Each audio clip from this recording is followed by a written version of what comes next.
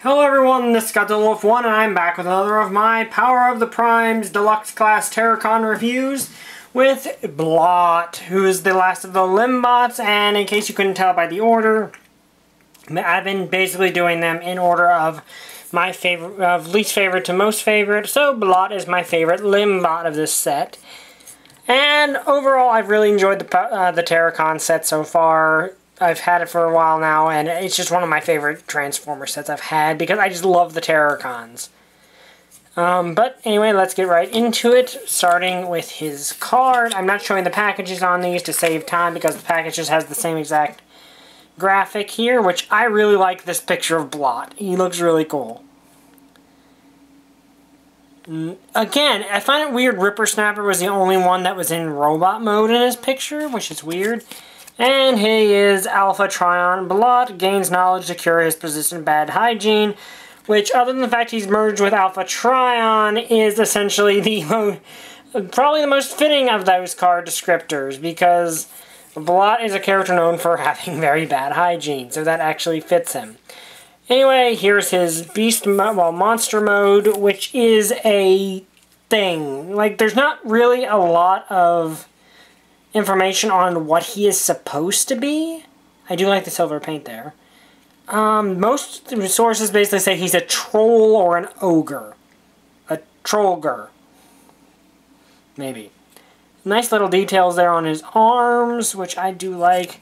The legs are pretty cool. I like that his toenails are picked out in some nice dark blue paint, which actually is very nicely paint matched to the up there. Like, generally, it is actually a pretty nice paint match. Well, I thought it was a paint match, but then I look on the bottom and realized, no, it's actually the purple that is paint matched, which, in all honesty, also really good. Like, I thought for a second that was a paint match on the toes, but it's actually a paint match on the entire foot, which seems like a bit of a waste of paint to me, but whatever, I'm not Hasbro. Yeah. But anyway, here we go. Got a big backpack. He's kind of a cube. Got a shoulder cannon. Shoulder cannons are always cool. And first off, let's look at his cannon a little bit, which is a nice, cool-looking gun. It actually is interesting in that this, well, it looks like an ammo clip and can be an ammo clip if you want it to be. It also serves as a second handle. So he's got the peg right there. It's also a really nice gun. But you can peg it in either like that or like that. So you have options, which I do appreciate. And he's of course got these big three-clawed claws. Well, yeah, it's got three-clawed claws. And the Decepticon symbol is up here in that kind of faux rub sign look, which I like. The light's actually making it almost look like a real rub sign for a second there. But overall, I really like him. He's like very stout, very wide, and he actually kind of is he is a mold brother to Ripper Snapper, but you really can't tell all that much. But anyway, on to articulation. Nothing in the head. Unfortunately, it doesn't even have an opening jaw. It looks like it should be able to, but at least it's molded in so that it's separate from his upper jaw. It might just be, I don't know if it's mine or not, but no, there's no movement there. Arms can move a full 360. They can go up, they can go further up, they can go further down if you so choose, but that's not really for this mode. They're ball jointed at the bicep, so you can turn them full 360 if you want to. And a little bit of articulation is you can close his claw if you want to, which can be good for some poses, though it does expose that, but then again, Ripper Snapper, if you turn his hand, anyway, it makes his hand robot mode hands very obvious, so not really losing much. Hip joint, hips can go back all the way, forward all the way, can go out all the way. On a ratchet, surprisingly enough, I don't know why they're ratcheted, but it's appreciated. No knee joint, but he does have ankles, so his legs are about as articulated as Ripper Snappers are, just different, instead of having knees, he has ankles. So he's about as articulate as Ripper Snapper in that regard. And then, he is missing a jaw. Like, the jaw is the only real complaint when it comes to articulation, because between him and Ripper Snapper, they're about the same. I just think Blot looks a lot cooler in his beast mode. But anyway, let's move on to a few other details. I was going to say move on to transformation, but I actually forgot one important detail. These chest cannons he has are interesting. These are the normal ports. So if, say, I want to peg a gun into his chest for whatever reason, I can. It's weird, but I can do it. But I believe that these ports up here are compatible with the upcoming Siege. I think actually out now. Siege, those little things that come with the target masters, or weapon masters, whatever they're called. I think that those can actually go in there, those effect parts, which I think is really cool. But anyway, let's move on to transformation. And he's actually very interesting in a lot of regards. But first, let's put his cannon back so it's right where it's supposed to be. First off, to go into leg mode, he's actually a bit more complex than the others. Where the others, you just kind of folded some parts away. Him, you actually have to, well, for starters, you have to peg this right here into this right here. Well, no, actually, you don't want to do that with him. On Rippersnapper, you would, but on him, you don't want to when you're going into leg mode. Then you want to unpeg this whole assembly, fold it back, and this can be a bit difficult to finagle into place. But essentially what you want to do is you want to get the bottom of these cannons here pegged into these right here. It can get a little finicky to get in, but it's probably the only part of this transformation that will give you much trouble at all. Then, here's where he gets a little unusual compared to his brethren. And that unpegged itself again. You open his legs, like this is where the interesting thing is. On the others, you have to unfold legs for arm mode. On him, you actually have to fold them in only for leg mode. Like this is the only time you will have to do that. And it can get a little finicky because you've got all of these joints in here that you've got to align properly. It's probably the most annoying part of his transformation is just getting all these hinges aligned properly in here. There we go. The other one lined itself just perfectly, so that actually works out. Now you want to, again, peg this peg right here into this slot right here. And you can do whatever you want. Like, officially, I think you're just supposed to fold his foot leg up like that. And then just peg this in like that. Fold everything up. Then you want to turn his arms around. And they will peg, these slots right here will peg into right there. So, and you want to just fold these flush for that part. You can basically have these either out or in or out, which depends on what your preference is. I prefer this. I prefer that. I think it just looks better personally, like just having the claws. And there he is in leg mode. And I'm pretty sure you can turn this around and get these on there if you want to. And of course, you want to fold his arm, like his combiner peg out, of course. But yeah, he's actually a pretty solid leg. And unlike Rippersnapper, his peg hole down here is perfectly normal, so no possibility of him breaking on you. He makes for a very solid leg, though a bit plain. Like down here, which is why I think you can actually swivel this around so this is facing forward. I'm not sure if that's how he's supposed to go, but, well, it's something you can do if you so choose. In fact, I'm going to show that off because I have to unpeg this up anyway, so...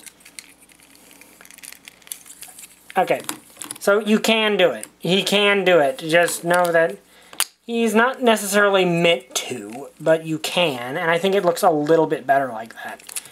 But anyway, let's move on to arm mode because we only have so much time. I actually find he's actually fairly easy to get back into, switch from the compact mode back to the uncompacted mode, but he's kind of difficult the other way around. You've got a choice on which way you want to have them. Either have them facing forward and have the detail, or have them facing back and have the knees, the double joint. Personally, I prefer to have it facing forward because it looks better. grab his hand-foot gun, which, by the way, I forgot to mention, can peg on into this hole in his beast mode and just, like, hangs off the back. I don't like to do that because it makes him very back-heavy. So, it's personal preference. I personally prefer to not have it on there because it just kind of looks dumb. It doesn't really add anything, and it's just storage, but it's a thing you can do. Anyway, you want to just attach that, and there you have him. Also, this can get in a little bit of a problem in there if you don't do it right. But there we have his arm mode, which I really like. And, of course, you can store his gun up here if you so choose. Like so. And he makes for a nice arm. He is an arm of my Abominus, in part because Rippersnapper never can be. I mean a leg. So, let's get on to his full robot mode, which at this point is fairly simple to get to. You just have to unpeg these, which they actually peg together really secure. Like, they actually are very secure, but they're a lot easier to do than, like, Center Twins. So, overall, I think he's one of my favorites just for that. He's easy to transform, but his transformation's a little more complicated. Though, for some reason, it's actually giving me trouble pegging this in now. There we go.